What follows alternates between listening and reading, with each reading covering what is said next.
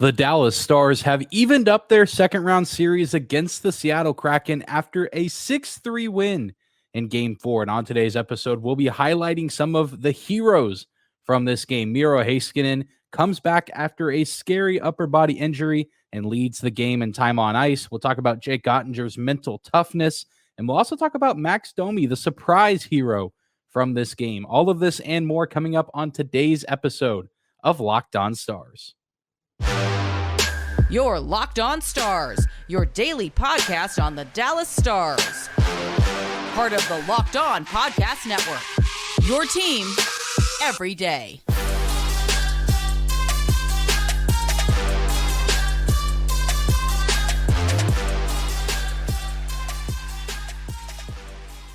Bing bong. Howdy, Stars fans. Welcome back to the Locked On Stars podcast, the only daily podcast covering the Dallas Stars, part of the Locked On Podcast Network, your team every day. I'm your host, Dane Lewis, your local expert on all things Dallas Stars hockey, coming to you on this Wednesday, May 10th, and today's episode is brought to you by Gametime. Download the Gametime app, create an account, and use code LOCKEDONNHL for $20 off your first purchase.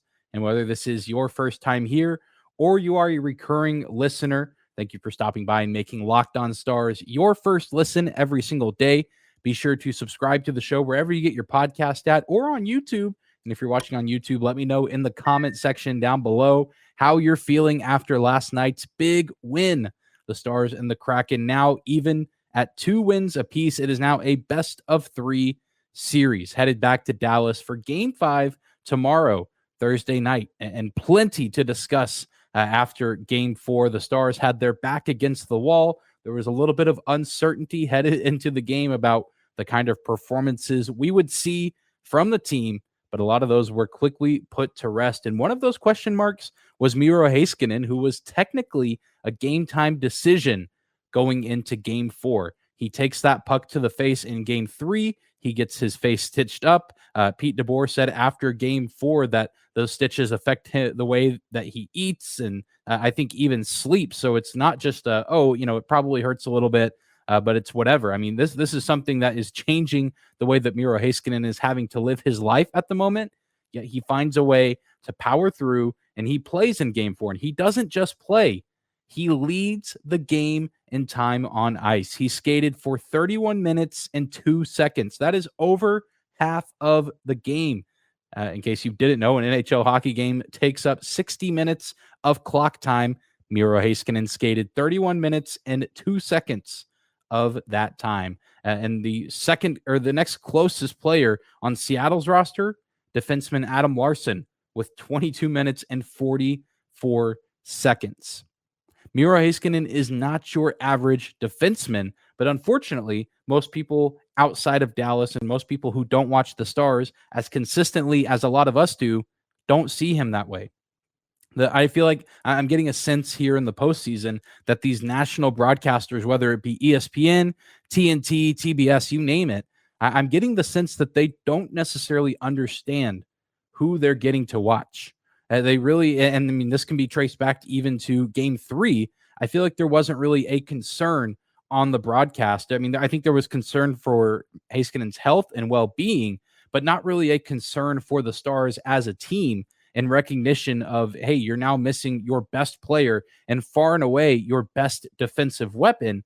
And even when we saw how bad the Stars were without him, I feel like there was just no discussion on the broadcast, or maybe there was and I just missed it, or was unaware that there was discussion happening. But I feel like, if you're watching a broadcast and you see, it's Colorado or it's New York and Cale Makar or Adam Fox, or even with Nashville, if Roman Josi takes a puck to the face like that and leaves the game, that's all those announcers are going to be talking about for the rest of the game. And I feel like it did get brought up, but it was more, it looks like he can come back, but now he's not coming back. And I guess it's because of the score, but it wasn't really, the Stars are really lacking because they're missing their best player. And then even on Tuesday night with Miro Heiskanen playing, I feel like these announcers just felt like they were shocked to see Miro Heiskanen making all of these huge defensive plays that we saw him make. several really good poke checks. He laid a few big hits along the boards, won some puck battles for the Stars, navigated the defensive and neutral zone very, very well, as is per usual. And I feel like, especially with those defensive plays, felt like at times the announcers were just absolutely taken aback, as if they weren't expecting that type of play from Miro Heiskanen.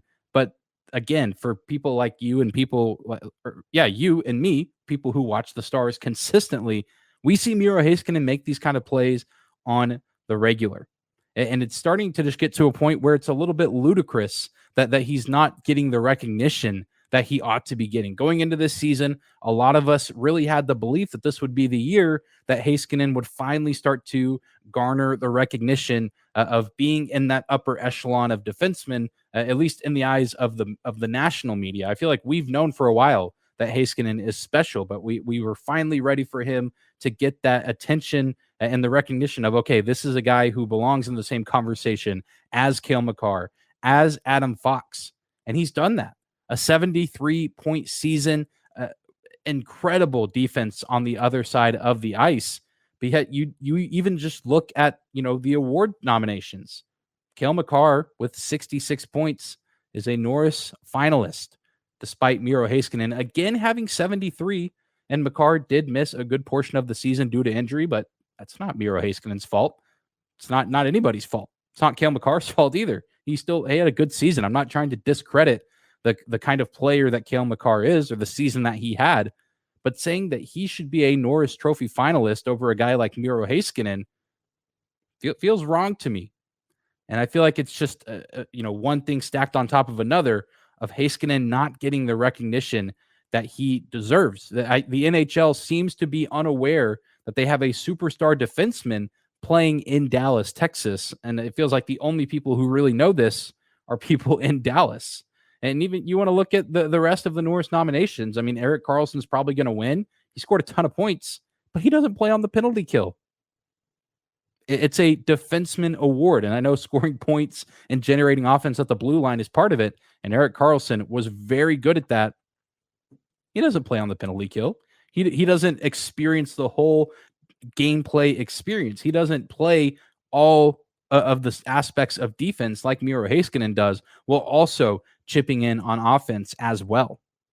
Again, I know I'm really preaching to the choir here, and I shouldn't be surprised that Dallas Stars players are getting left off of award sheet ballots, not getting the recognition they deserve, because really, seemingly at every position they have, or at least, all three aspects, quote unquote, in the crease, defensive, and on offense with forwards, they have a guy that could be nominated for the award there, whether it's the Vezina, the Norris, or even maybe the Hart Trophy with Jason Robertson. And at this point, it in my mind, it is disrespectful, but I know Miro Heiskanen certainly doesn't care about that kind of stuff. He's an ultimate competitor. He wants to win games. He wants to win playoff series. He ultimately wants to win the Stanley Cup. But it's just crazy, the lack of recognition that Miro Heiskanen gets, because the Stars don't win this game without Miro Heiskanen. We saw what happened when he departed from the ice in Game 3, and then we saw what he was able to do in Game 4, probably not at 100% and probably in quite a bit of pain. And yet he was able to play incredible defense. He picks up an assist in this game on the first goal of the game, helping Jamie Benn score his second of the postseason. And just unreal what we're seeing from Miro Heiskanen. And I feel like it's not too surprising for those of us who follow the Dallas Stars closely. But it's about time that the rest of the NHL world woke up and started to recognize the kind of player that is playing here for the Stars, and a huge reason for the success that they've had in the regular season, but also now here in the postseason. And if the Stars are able to eventually advance to the Western Conference Finals, I'd be willing to bet a good amount of money that Miro Heiskanen has a big reason to do with that. Well, there's plenty of other players to give recognition to for their performance in Game 4 against Seattle. And of course, we were critical of him after his Game 3 outing, but he proved all of the doubters wrong, myself included, in some ways. We'll talk about Jake Oettinger coming up next. Today's episode of Locked On Stars is brought to you by our friends at Indeed. There is no I in team, but there is one in Indeed. And that's the hiring platform you need to build yours. When you're hiring, you need Indeed. Indeed is the hiring platform where you can attract, interview, and hire all in one place. Instead of spending hours on multiple job sites searching for candidates with the right skills, Indeed's a powerful hiring platform that you can help do it all. We streamline hiring with professional, powerful tools that find you matched candidates. With Instant Match, over 80% of employers get quality candidates whose resume on Indeed matches their job description the moment they sponsor a job, according to Indeed data. Start hiring now with a $75 sponsored job credit to upgrade your job post at Indeed.com/lockedon. Offer good for a limited time. That's Indeed.com/lockedon. Terms and conditions apply. Need to hire? You need Indeed. I want to thank you again for making Locked On Stars your first listen every single day. Big shout out to the everydayers out there making Locked On Stars part of their daily routine, especially here in the postseason as we experience the highs and the lows together. And it was pretty low after Sunday night with that Game 3 loss, but now we're starting to trend upwards, or at least the Dallas Stars are starting to trend upwards. The series even at 2 apiece. It's now a best of 3, and the Dallas Stars are guaranteed at least one more home game, but they also do have Game 7 in Dallas in their back pocket if needed. But a huge reason for the Stars' success in Game 4, you have to give a round of applause to Jake Oettinger, who is now 21-1-3 after losses this season, including in the playoffs. We talked yesterday about the numbers that Jake Oettinger put up after that ugly loss against the Minnesota Wild in Game 3, a save percentage above .906, a 1 goals against average. He posted a shutout during that stretch. I mean, this was to be expected, and this wasn't a resounding, overwhelming Jake Oettinger performance. It certainly wasn't a perfect outing, but it was still very good and much improved from what we saw over Sunday, which again really shouldn't be too surprising. You've been keeping an eye on Jake Oettinger all season. He did let a few goals go in, but they weren't the worst goals to let go in. I think in some ways you can give some credit to the Kraken for scoring rather than say, oh, Jake Oettinger could have done this, he could have done that. Especially that first Jaden Schwartz goal, a really quick bang play in front of the crease. If anything, the defense maybe could have been a little bit tighter there. And Schwartz is able to get his stick on the puck. It goes in. Adam Larson's goal, the third Seattle goal, the final one they would score, a 92-mile-per-hour shot with a ton of traffic in front. That's going to be hard for any goalie to save, including Jake Oettinger, just given the circumstances. But he still made plenty of big stops in this game. According to Natural Stat Trick, he saved 3 out of 4 high-danger chances at 5-on-5.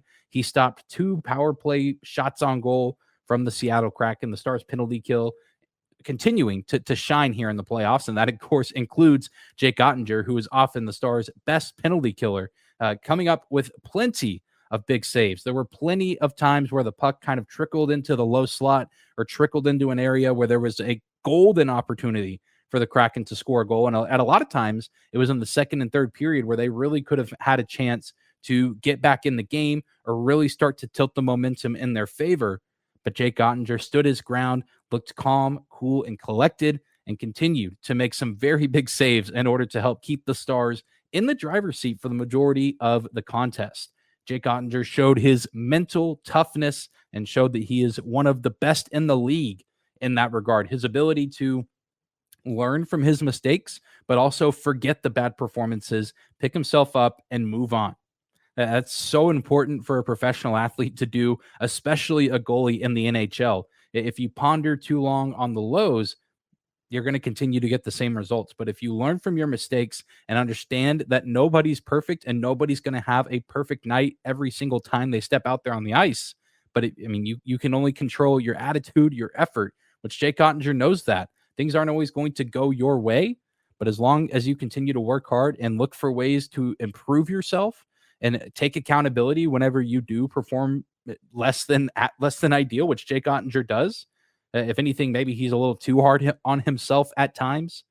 I mean, he's continuing to show, despite his age, despite being one of the younger goalies in the NHL, he has already got a lot figured out in terms of being a true professional and a truly mentally tough player.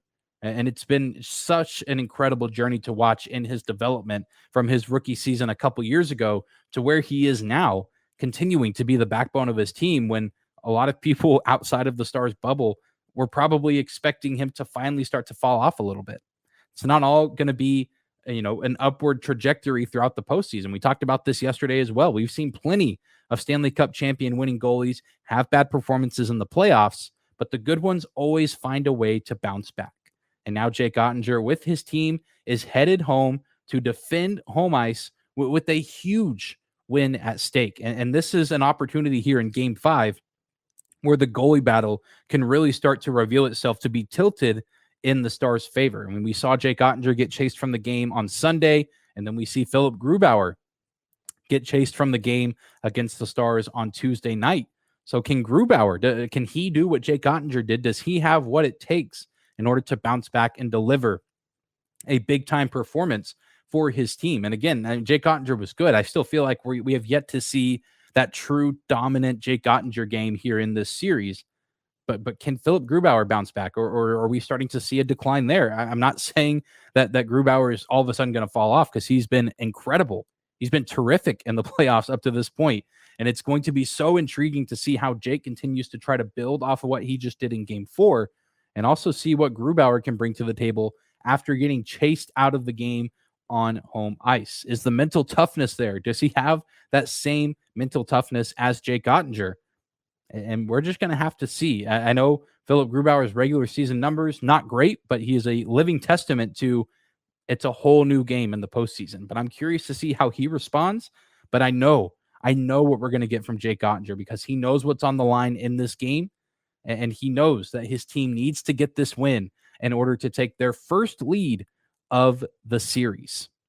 Well, we're going to continue to talk about some incredible performances here in Game 4. And there's one guy that I, to be honest, wasn't expecting to talk about after this game, but he played his butt off, and he certainly deserves some love after his Game 4 outing. We'll talk a little bit about Max Domi coming up next. Today's episode of Locked On Stars is also brought to you by our friends at Gametime. Buying tickets to your favorite events shouldn't be stressful. Gametime is the fast and easy way to buy tickets for all the sports, music, comedy, and theater near you. With killer deals on last-minute tickets and their best price guarantee, you can stop stressing over the tickets and start getting excited for all the fun that you'll have. So forget planning months in advance. Gametime has deals on tickets right up to the day of the event. You can get exclusive flash deals on tickets for football, basketball, baseball, concerts, comedy, theater, and more. The Gametime guarantee means you'll always get the best price if you find tickets in the same section and row for less. Gametime will credit you 110% the difference. Just download the Gametime app, create an account, and use code LOCKEDONNHL for $20 off your first purchase. Terms apply. Again, create an account and redeem code LOCKEDONNHL for $20 off. Download Gametime today. Last-minute tickets, lowest price, guaranteed.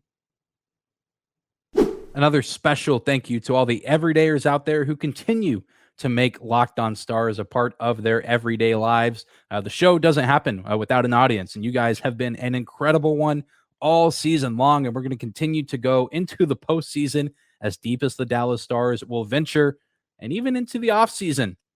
But we're not here to talk about the offseason just yet. We're here to talk about Mad Max Domi, who was an unexpected hero in Game 3, a surprise to be sure, but certainly a welcomed one with his performance on Tuesday night. A 3-point game for Max Domi, who the Stars acquired via trade at the deadline from the Chicago Blackhawks. And he really just did a little bit of everything. He scores a regular goal, a very timely goal, the Stars' third of the game, to really start to, put the distance between the Stars and the Kraken. For a second, it looked like it might get overturned for goalie interference, but of course, I'm going to sound biased saying it, but I think it was the right call to let that goal stand. He gets the regular goal. He gets an empty net goal to ice the game. The Kraken only down 2. They pull their goalie. They pull Martin Jones, and then, they're looking to get that goal to really pull within 1 and really start to get that momentum. But then Max Domi makes a sweet play to get the puck out of the offensive zone and then drive down the ice to score the empty netter, the dagger. And then, of course, he a beautiful assist as well, feeding Thomas Harley for his first career NHL playoff goal Just a beautiful sequence, the kind of plays we've expected to see, the kind of plays we've gotten used to seeing from Max Domi. He's oh so patient with the puck on his stick, whether it be with passes or even the goal that he scored. He didn't fire it right away. He moved in nice and close and waited for the opportune time to strike. Just an incredible player with incredible hockey IQ. And he also won 60% of his faceoffs, which was a big draw to get him to Dallas whenever we were speculating at the deadline. The Stars are already such an incredible faceoff team. And then adding a guy like Max Domi, who is typically above 50% every single game, if not hovering around 60%, like he was here in game 4, skating 14 minutes and 45 seconds of time on ice. Not necessarily a ton of time on ice for Max Domi, just because of where he plays in the lineup and who he plays with. But whenever he's out there, he makes the most of every shift. And that's something you've got to appreciate with a guy like him. He puts in work every time he's out there on the ice. He finds ways to get under different players' skins and really gets into the heads of the opponent. He's putting together a very nice postseason campaign. And you have to imagine he's going to get paid a pretty decent amount this summer. Whether that's in Dallas or somewhere else is to be determined. I really do think that he'd be a nice guy to bring back if the Stars can do so without overpaying. I personally think he's a great fit. I just don't know if it's going to happen. That's a discussion for a different day, because you could make the same argument for Evgeny Dadonov, who is also playing very well here in the playoffs. And really what was the big fish that the Stars got at the trade deadline, and Max Domi was kind of the dessert with Dadonov as the entree, as a lot of people have said, and I agree. But Max Domi continuing to show his value here in the postseason. It's a shame that he spent the majority of his year in Chicago just seemingly wasting away, but he's joined a playoff team in the Dallas Stars, and he is making his presence felt, and he is a key aspect to the Stars win on Tuesday night. He's been a ton of fun to watch. I've really enjoyed just watching him give it his all every single shift. I mean, he is, when you think about guys who are representing the brand of Dallas Stars hockey, Max Domi is a guy who typically appears up there pretty quick.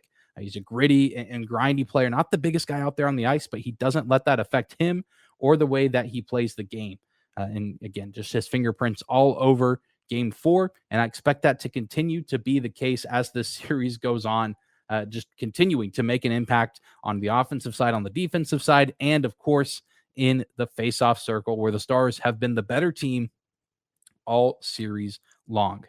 But that is going to do it for today's episode of Locked On Stars. Thank you so much again for tuning in and making us your first listen of the day. Remember to hit that subscribe button.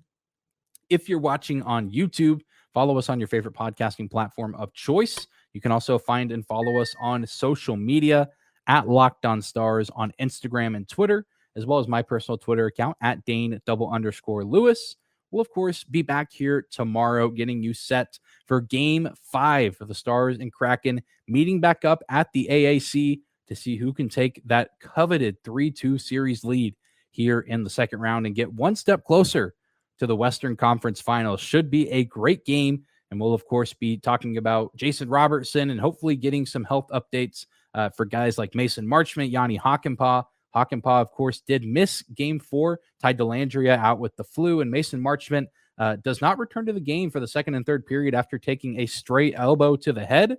So hopefully we'll have some updates on the health and well-being of a few different Dallas Stars players. But I hope you guys enjoy your Wednesday. Take care of yourselves, and we'll see you right back here tomorrow.